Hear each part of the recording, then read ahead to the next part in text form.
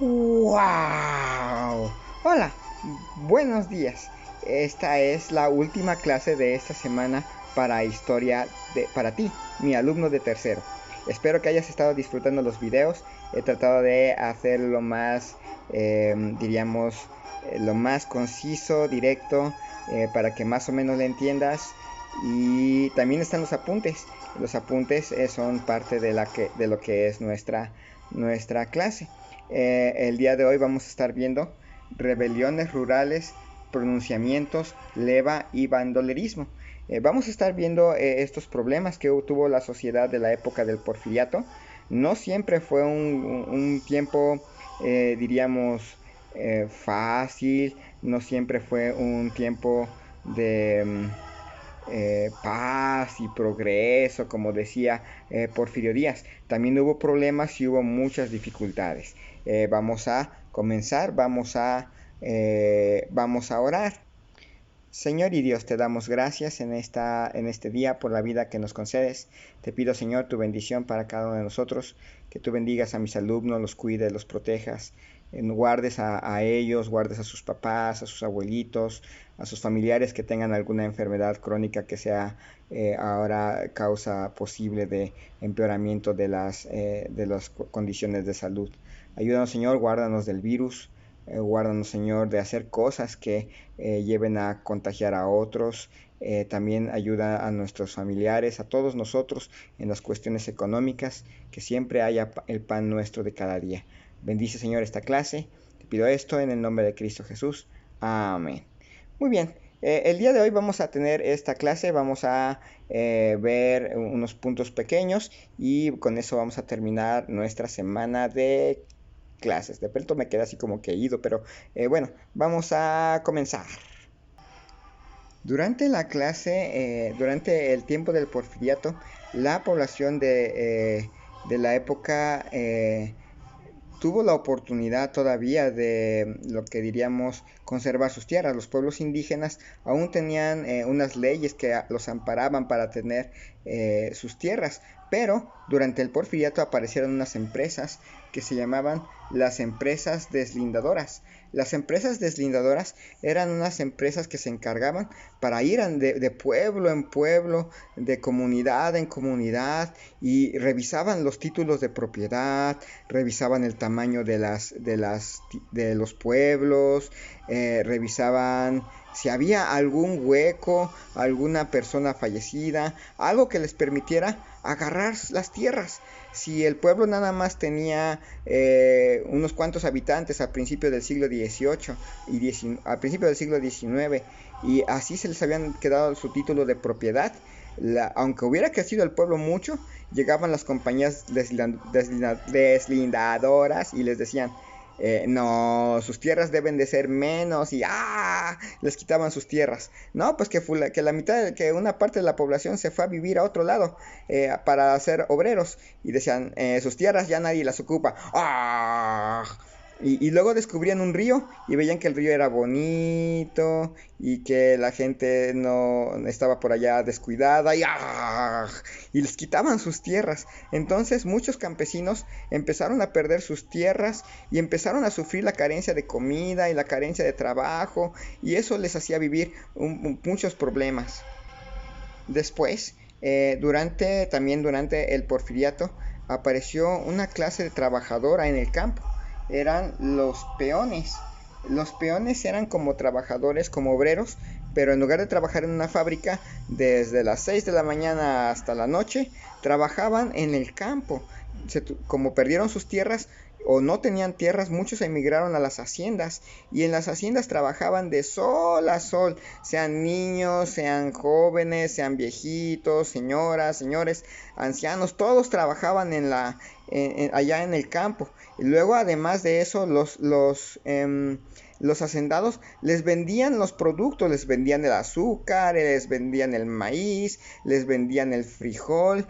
Además de que trabajaban para ellos, terminaban comprando lo que ellos mismos habían sembrado, y no lo compraban así como que a buen precio, se los daban a un precio muy alto, lo cual hacía que ellos no pudieran pagar y empezaran a pedir prestado.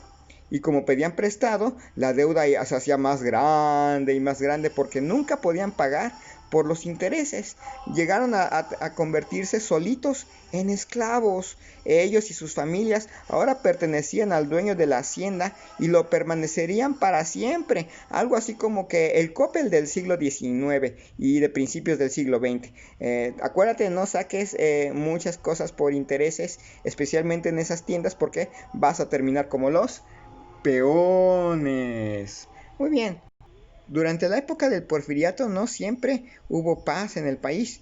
Había algunos conflictos que se fueron desarrollando y que fueron muy graves, como la guerra del Yaqui. La guerra del Yaqui era una guerra allá en los territorios de Sonora. Acuérdense que ahí hay pueblos indígenas y uno de esos pueblos eran los yaquis. Los yaquis defendieron sus tierras cuando llegaron las haciendas o las minas, más bien, porque ahí eran las minas. Cuando llegaron las minas y llegaron los grandes capitales, dijeron, les vamos a quitar las tierras. Y ellos dijeron, no, y las defendieron. Y entonces llegó el ejército federal que mandó Porfirio Díaz para defender, ¿a quién creen? A las compañías mineras. Y entonces el ejército federal se peleó de los mexicanos, se pelearon con otros mexicanos que eran los yaquis, la gente de las ciudades y de las provincias decían, esos revoltosos que no quieren el progreso de sus comunidades, pero en realidad lo que estaban defendiendo eran sus tierras. Ellos habían vivido ahí por muchos años, siglos, desde la época de Aridoamérica, antes de que llegaran los españoles, y llegaron las compañías, y no es que quisieran darles progreso, es que les querían quitar las tierras, así como luego hacen con ciertos proyectos del gobierno que meten capital según para llevarles progreso al oriente del estado, progreso por otros lados. No, aquí era, bueno, algo similar, y ellos defendían también y defienden también sus tierras. Entonces, la primera guerra que se desarrolló contra el porfiriato fue la guerra yaqui. El otro conflicto que también se desarrolló durante esa época fue la guerra de castas. La guerra de castas fue en Yucatán y se fue extendiendo a toda la zona maya. Fue una guerra muy difícil y muy cruel. El ejército federal no podía derrotar a los mayas, porque los mayas conocían bien la selva y llegaban los soldados federales y cuando menos se los esperaban no salían los leones. ¡Wow! Salían los mayas y ¡ah! ¡Pum! Entonces fue una guerra larga, donde el ejército federal sufrió muchas derrotas, pero también los mayas sufrieron muchas destrucciones y muertes. Quemaban los soldados federales aldeas completas, mataban niños, mataban mujeres y hacían destrozos, pero los mayas resistieron por mucho tiempo, hasta que finalmente el gobierno de Porfirio Díaz logró firmar un acuerdo con el Reino Unido y estos lograron, y con este acuerdo les cortaron las armas. El gobierno inglés ya dejó de ayudar a los mayas en esta rebelión con armas, y entonces así terminó la guerra de castas. El otro gran conflicto fue el bandolerismo. A lo largo del siglo XIX hubo muchas guerras, y particularmente la guerra esa que vimos de tres partes, la guerra de Reforma, Intervención e Imperio, dejó a muchos mexicanos con muchas armas en sus manos. Habían estado defendiendo al país, pero cuando el gobierno de Porfirio Díaz llegó y dijo ya no más guerras, mucha gente se quedó con sus armas. Y las tierras no producían mucho, en la ciudad era difícil la vida, y armas y falta de trabajo igual a bandolerismo.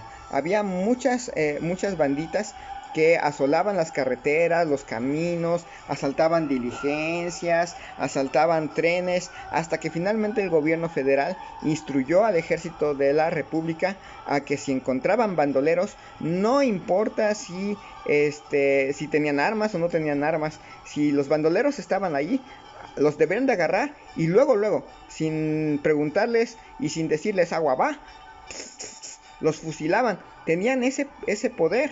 Es como si hoy el gobierno le diera al ejército, a la policía o a la Guardia Nacional el poder de dispararle a las personas que estuvieran cometiendo delitos sin antes un juicio. Y así, a pesar de que parecía una idea interesante, lo cierto es que también Si un hacendado decía, ese indígena como que no me quiere dar sus tierras, ah, policía, policía, es un bandolero. Y llegaba la policía y sin preguntar, ¿quién eres? Ah, tú eres el bandolero.